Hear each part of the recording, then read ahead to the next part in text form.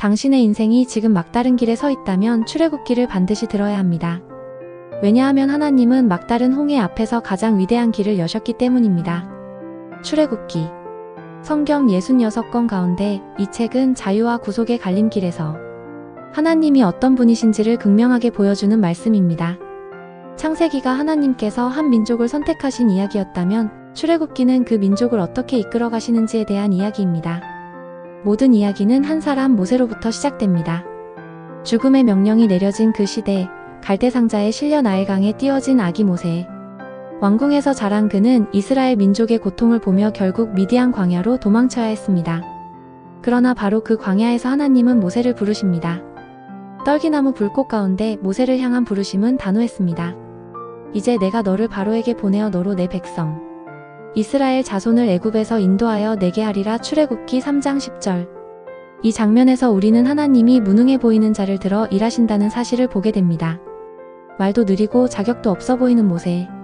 하지만 하나님은 모세에게 단 한 가지를 묻지 않으십니다. 너가 준비됐니? 가 아니라 내가 함께 하겠다는 약속만을 주십니다. 이것이 바로 믿음의 본질입니다. 모세는 애굽으로 돌아가고 바로 왕과의 긴 대결이 시작됩니다. 하나님은 10가지 재앙을 통해 바로의 완악한 마음을 꺾으시며 이스라엘을 자유롭게 하십니다. 가장 유명한 장면 6월절. 이날은 너희에게 기념이 될지니. 출애굽기 12장 14절. 하나님은 어린 양의 피를 통해 죽음에서 벗어나는 구원의 길을 미리 보여주십니다. 그 후 홍해 앞. 이스라엘은 뒤에서 바로의 군대가 쫓아오고 앞에는 바다가 가로막힌 상황. 이 절체절명의 순간 모세는 이렇게 외칩니다. 너희는 두려워하지 말고 가만히 서서 여호와께서 오늘 너희를 위하여 행하시는 구원을 보라. 출애굽기 14장 13절. 그리고 하나님은 바다를 갈라 길을 여셨습니다. 이 사건은 단순한 기적이 아니라 하나님의 성품을 드러내는 결정적인 장면입니다. 절망의 순간에도 하나님은 길을 만드십니다. 그래서 지금 당신이 인생의 막다른 골목에 있다면 바로 그 자리가 하나님의 기적이 시작되는 자리일 수 있습니다. 광야는 쉬운 길이 아닙니다. 물이 없고 먹을 것이 없고 길도 알 수 없는 곳. 하지만 하나님은 만나와 메추라기로 먹이시고 반석에서 물을 내시며 구름 기둥과 불 기둥으로 인도하십니다. 그 광야에서 하나님은 단지 육체를 인도하신 것이 아니라 그들의 신앙을 빚으셨습니다. 그리고 시내산. 하나님은 십계명을 주십니다. 나는 너를 애굽 땅 종되었던 집에서 인도하여 낸 내 하나님 여호와니라. 출애굽기 20장 2절. 십계명은 억압이 아닌 자유의 길이었습니다.